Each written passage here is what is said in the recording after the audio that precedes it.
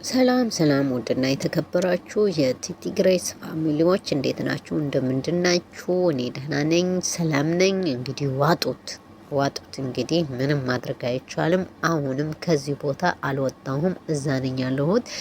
ሌላ ነገር መቅረጥ አልችልም። እንግዲህ ወደ ቤት ስመለስ እንደተለመደው ክሽናውም ሳይቀር ሳላውም ሳይቀር መኝታውም ሳይቀር እየቀረጥኩኝ እልክላችኋለሁ።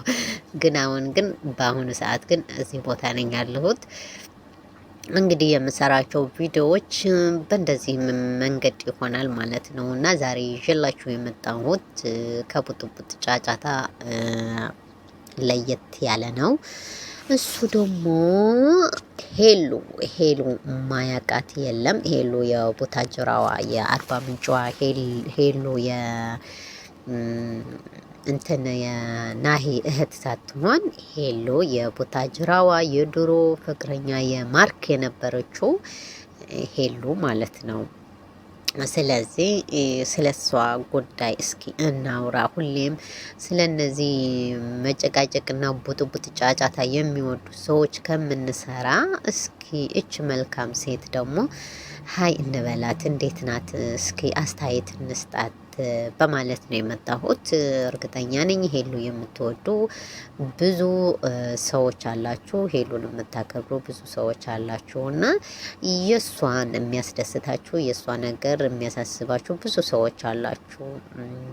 የመዳም ቅመሞች አብዞ የመዳም ቅመሞች ብዙ አላችሁ እና እስኪ ለዚችኛዋ መልካም ሴት እንግዲህ ምንድነው ሄሉ የማያውቃት ሰው ካለ ሄሉ ማለት የቡታጅራ ልጅ ብትሆንም ማርክም የቡታጅራ ልጅ ነው። በልጅነታቸው የትምህርት ቤት ፍቅረኛው ነበረች። ያው የአንድ ሰፈር ልጆች ናቸው። ከማርክ ጋር ለየት የሚያደርጋቸው ነገር ቢኖር ያው ሄሉ የሀብታም ልጅ ናት። ከሀብታም ቤት ያደገች ልጅ ናት። ማርክ ደግሞ የድሃ ልጅ ሆኖ ያው አቅመ በቃ ከእሷ ጋር በሀብት የማይመጣጠን የነበሩ ሰዎች ነበሩና ግን ሆነም ቀረም ግን ፍቅር ገንዘብ አይገዛውም፣ ፍቅር ሀብት አያሸንፈውም፣ ፍቅር ያሸንፋል ብለው ሁለታቸው ፍቅር ጀመሩ።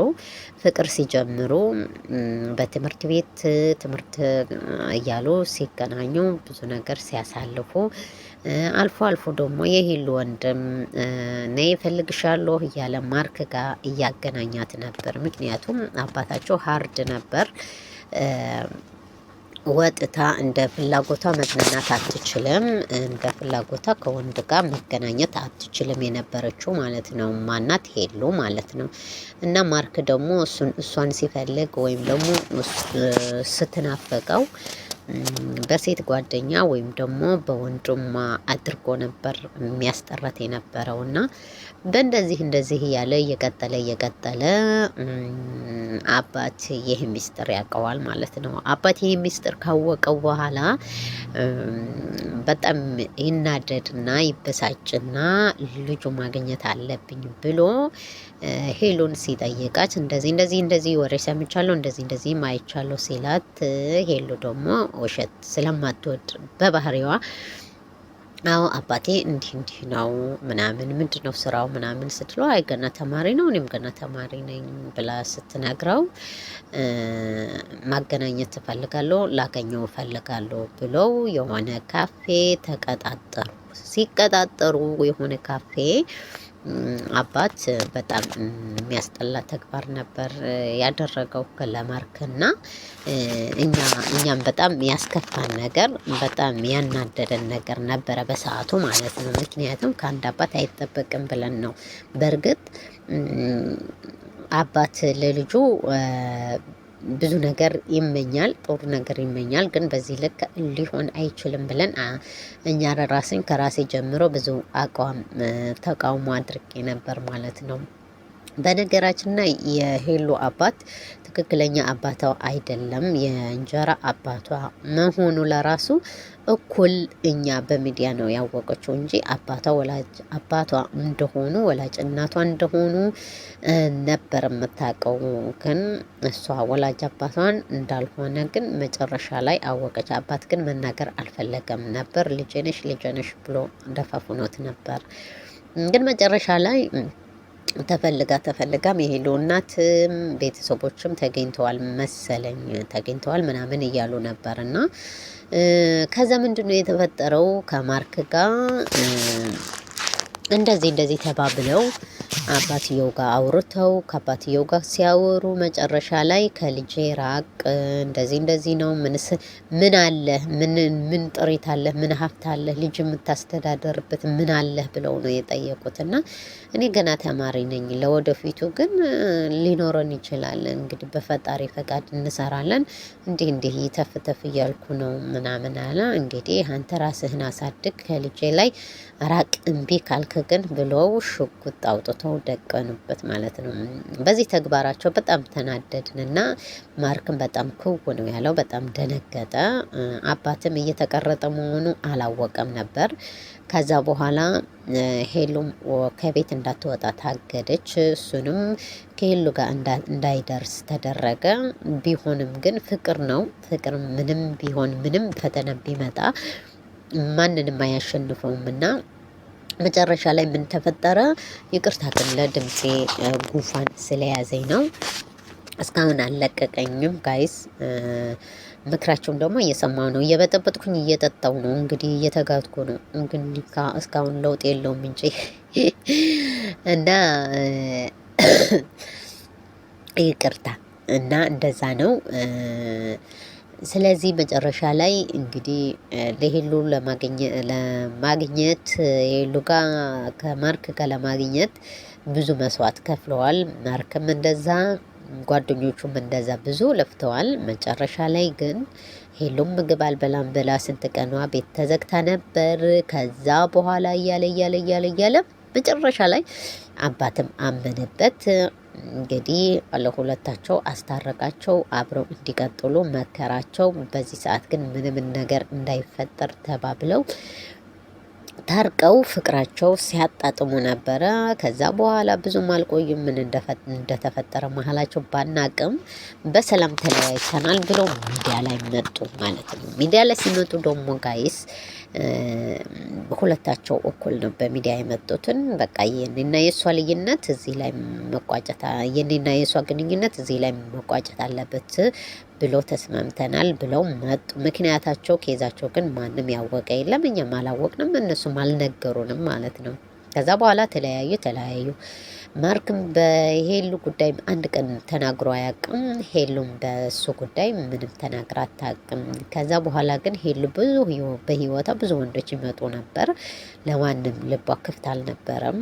እንደ ወንድም ትቀርባቸዋለች፣ ለስራ ትጠቀምባቸዋለች። ከዛ አልፎ ገፍተው የሚመጡ ከሆኑ ደግሞ ብሎክ አርጋ ታሰናብታቸው ነበር። የመጨረሻ ለራሱ በቃ ታገባዋለች፣ እሱ ጋር ትኖራለች ብለን በጉጉት እየጠበቅን የነበረው ብዙ አላዛር ለራሱ ታውቃላችሁ በጣም እንደሚወዳት እንደማይፈቅራት ማሚ ለራሱ ፑሽ ስታረጋት ነበር፣ አግቢው ብላ ማለት ነው። ግን ፈጣሪ ስለሚወዳት ነው። አስባችሁታል? ሄሉ አርግዛና አላዛር ባሏ ሆኖ ማሚ አማቿ ሆና እንደዚህ ስታሰቃያት እንደትንሱ አበስ ገበርኩ በህይወት አናገኛትም ነበር። ሄሉ ጭንቀት አትወድም፣ ግርግር አትወድም፣ ሁሌ ነው የምትወድቀው። እና እንግዲህ በህይወት አናገኛትም ነበር። አልሚህን ያም ሆነ ይም እንግዲህ መጨረሻ ላይ ብዙ በህይወቷ ብዙ ይመጡ ነበር ሀበሾች፣ የኛ ሰዎች ማለት ነው። ግን ለቪዲዮ ትሰራለች ሲሉ እንደዛ ገፍተው ሲመጡባት ታሰናብታቸው ነበረ። እና መጨረሻ ላይ ግን የቱርኪ የውጭ ዜጋ እሱን ታገባ ይሆን እንዴ ብለን ተንጠልጥለን በቃ እንደ ጣና ድራማ እያየን መጨረሻ ላይ እሱ ላይ ደግሞ ብሎክ ሰጠችው። እንግዲህ ታውቃላችሁ ምን እንደተፈጠረ። ብዙ ማንዛዛት አልፈልግም ብዬ ነው። እና አሁን ደግሞ መጨረሻ ላይ እዚህ ወር ሊሞላቸው ነው እንግዲህ ፍቅር ፍቅር የሚያጫውታቸው ነገር ማለት ነው። ደስ የሚለው ነገር እውነት ሄሉ ስትስቅ ስትጫወት ስትቦርቅ ከዚህኛው ወንድ ጋር ልቧ ተከፍቷል ብለን ነው የምናስበው። ራሷ ስለ ፍቅር ፍቅር እያጫወታት ነው። እውነት ካደረገው እስከ መጨረሻ ቢሆን ደስ ይለናል። ሄሉም ከብቻዋ ኑሮ እንደዚህ እንደ ሰው ማዕረግ ወግ ብታሳየን ጥሩ ነው ብለን ነው የምናስበው። እኔ ለእሷ ማስቤ ነው እንግዲህ ለተመልካችም ማስቤ ነው። እከሌ አገባች፣ አይ አላገባችም፣ እከሌ መጣ ደግሞ አዲስ ወንድ እንደዛ እየተቀያየረ ከምትሄዱ እርፍ እንድትሉ ብዬ ነው።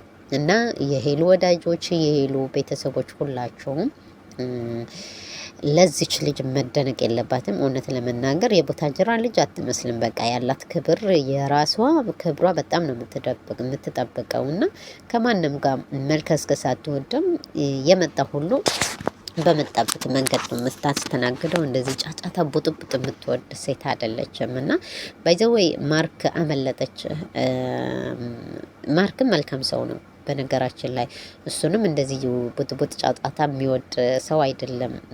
ስለዚህ ብቻ ፈጣሪያ ብሎት እንግዲህ ሁለታቸውን እንደ ዱሯቸው ቢመለሱልን ጥሩ ነበር፣ ግን አይሆንም። ከዚህ በኋላ ሄሉ አዲስ ፍቅር ጀምራለች። ፍቅሯን እስኪ እውነት ነው ወይ? ሰው ሁሉ እውነት ከሆነ ጥሩ ነው እያለ ነው። በኮመንት ሁሉ ደስታውን እየገለጠ ነው። ግን ሄሉ አትታመንም ማለት ነው። ወንዶች ብዙ በህይወቷ ይመጡና የሆነ ነገር ስታይባቸው በቃ ከህይወቷ ለማስወጣት ቀንና ሌሊት አይፈጅባትም። በቃ ባንዴ ነው ብሎክ የምታረጋቸው። እና የዚህ ልጅም እስከ መጨረሻ ያርግላቸው ብላችሁ እስኪ ጸልዩላት። እንግዲህ እውነት ከሆነ ከሚመጡ ወንዶች በሙሉ ለእሷ መልካም ነገር ያስባሉ፣ ይናገራሉ። ግን መጨረሻ ላይ የሆነ እንከን ስታይባቸው ድርቅ የምትልበት ነገር አለ። ሄሉ በክብሯ የማትደራደር ሴት ናት። ስለዚህ ቤተሰቦቼ እንግዲህ ሄሉ የምትደነቅ ሴት ናት። በጣም ማከብራት ሴት ናት። እና እስኪ ለዚች የምትወዷት የምታከብሯት ቤተሰብ ካላችሁ በኮመንት አሳውቁኝ። ለእኔም ላይክ፣ ሸር፣ ሳብስክራይብ አድርጉልኝ። ቤተሰብ እንግዲህ እንዳልኳችሁ አሁንም እዚህ ቦታ ነኝ ያለሁት። ሌላ መቅረጥ አልችልም። የምቀርጠው ነገርም የለም። አጠገቤ ይህና ይሄ ብቻ ነው ያለው። ዘና እያላችሁ ፈታ እያላችሁ እንግዲህ እዩልኝ። ለእኔም ሳፖርት አድርጉኝ። ሄሉ የምትወዱ ሄሉ የምታከብሩም እንግዲህ ሁላችሁም እኔም እወዳችኋለሁ፣ አከብራችኋለሁ። ውድ ቤተሰቦቼ ሰላም ሁኑልኝ። ውድድ ነው ማረጋችሁ። ላይክ፣ ሳብስክራይብ፣ ሸር የምታደርጉልኝ ሁላችሁም ማለት ነው። በጣም ነው የምወዳችሁ ማከብራችሁ። ሰላም ሁኑልኝ እና አትርሱኝ። እሺ ላይክ፣ ሸር፣ ኮመንት አስቀምጡ። አነባለሁ ኮመንት